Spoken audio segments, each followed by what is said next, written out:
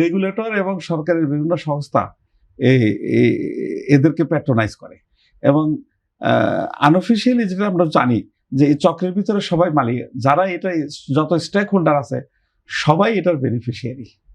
এই যে 90 টাকার ভাগাভাগি এটা সবাই করে, সবাই এটার শেয়ার পায়। এখন তার মানে কি এটার ভিকটিম কারা? সাধারণ ইনভেস্টররা। এবং শেয়ার মার্কেট ক্ষতিগ্রস্ত। শেয়ার মার্কেট যখন ক্ষতিগ্রস্ত হয়, ইকোনমি ক্ষতিগ্রস্ত হয়। কারণ বাংলাদেশের যে ইকোনমিতে আমাদের যে ইনভেস্টমেন্ট, বিনিয়োগ বিভিন্ন ব্যবসা প্রতিষ্ঠানে, এটার 90% বা তার বেশি হচ্ছে ব্যাংকিং ব্যবস্থা থেকে আসে, আর 10%-এর মতো শেয়ার মার্কেট থেকে বা অন্যান্য উৎস থেকে আসে। উল্টো হওয়া উচিত ছিল। 60 to 70% শেয়ার মার্কেট থেকে যদি আসতো তাহলে খেলাপেরি যে বিপদ, ব্যাংকগুলোর যে বিপদ, এটা হতো না। কারণ ব্যাংক, কমার্শিয়াল ব্যাংক কেন ইন্ডাস্ট্রিতে ইনভেস্ট করবে? তারা সেটা করার কথা নয়, কিন্তু আমাদের সেই ঘটনা হয়। কারণ ওদের স্বপ্ন পূরণে পাশে থাকতে পেরে আমরা গর্বিত। ইন্ডাস্ট্রিয়াল ইনভেস্টমেন্টটা লং রানে, এটা 10 বছর, 20 বছর, 30 বছরের ইনভেস্টমেন্ট। আর কমার্শিয়াল ব্যাংকগুলো শর্ট টার্ম, 1 বছর 2 বছরের জন্য ইনভেস্ট করে। সেখানে তারা ওয়ার্কিং ক্যাপিটাল তারা ইনভেস্ট করতে পারে, তারা ক্যাপিটাল মেশিন এবং বিল্ডিং এ ইনভেস্ট করে। কারণ এটার কারণ হচ্ছে যে আমাদের শেয়ার মার্কেট থেকে সেই টাকাটা তো আসে না। তো যার জন্য অর্থনীতি এই যে একটা ভুল পথে আমরা পরিচালিত হচ্ছি, এটারই কুফল। তার সাথে দুর্নীতি, তার সাথে রাষ্ট্রীয় প্যাট্রোনাইজেশন। এই কারণেই আমাদের শেয়ার মার্কেটের এই দুরবস্থা। এট দি সেম টাইম শুধু শেয়ার মার্কেট না, শেয়ার মার্কেট ইকোনমিকটাই ইম্প্যাক্ট হচ্ছে, সাধারণ মানুষ এটার ভুক্তভোগী।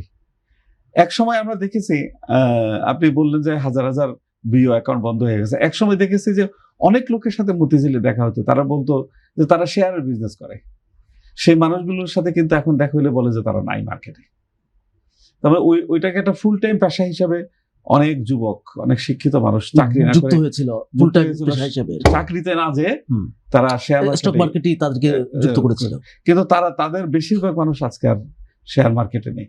কারণ থাকবে কি করে? গেলেই তো ক্যাপিটাল লস হয়ে যাচ্ছে। আর আরেকটা জিনিস হচ্ছে যে আমাদের দেশের মার্কেটটাই শেখায় যে তুমি কম দামে একটা শেয়ার কিনে বেশি দামে বিক্রি করো, প্রিমিয়ামটাকে গুরুত্ব দেওয়া হচ্ছে না। প্রাইমারিলি এটা হচ্ছে প্রিমিয়াম থেকে লাভ হবে। মনে করেন বাটার বা আরো কয়েকটা কোম্পানি আছে যারা 10 টাকা একটা শেয়ারে একদিকে 500 টাকা প্রিমিয়াম দেয়, 300 টাকা দেয়। তো 10 টাকা ইনভেস্ট করে যদি 300 টাকা বছরে পাওয়া যায়, তার আর কোনো বিজনেস করা লাগে? তার মানে আমাদের দেশে যদি বাটার মতো প্রত্যেকটা দেশের শেয়ারের এই ভ্যালু হতো, আশা করি না। এটা আবার অস্বাভাবিক বেশি। কারণ ভালো শেয়ার মার্কেটে না থাকার কারণে অল্প যে কটা ভালো শেয়ার কোম্পানি আছে এদের শেয়ার নিয়ে সবাই হুড়াহুড়ি করে কেনে, তার জন্য প্রাইস অনেক বেড়ে যায় এবং এদের প্রফিট অনেক বেশি প্রফিট তারা করে। তারা ডিভিডেন্ড দিতে পারে।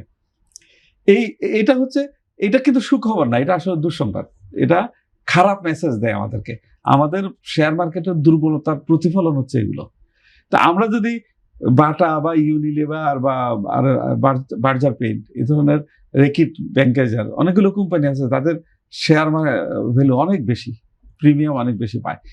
এই কোম্পানিগুলো আবার এখানে একটা জিনিস দেখেন, শেয়ার মার্কেটটাকে চাঙ্গা করার জন্য আপনি হয়তো প্রশ্ন করেন না, আসে গেল প্রশ্নগত, সরকার ঘোষণা করে যে এই ধরনের ভালো ভালো কোম্পানিগুলোতে সরকারের শেয়ার আছে। সরকার এগুলো যদি মার্কেটে ছেড়ে দেয়, মার্কেটের ট্রানজাকশনটা বাড়ে, শেয়ারের ভ্যালুটা বাড়ে, ইন্ডেক্সটা বাড়ে, এবং মার্কেটে যখন ইন্ডেক্সটা বাড়ে তখন সাধারণ অনেক মানুষ ইনভেস্ট করতে আগ্রহী আসবে।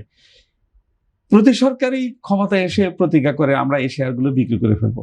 এই সরকারও গত 10-15 দিন আগে প্রতিজ্ঞা করেছে যে সরকারের হাতে যে শেয়ারগুলো আছে প্রফিটেবল, এগুলো ছেড়ে দেওয়া হবে শেয়ার মার্কেটে।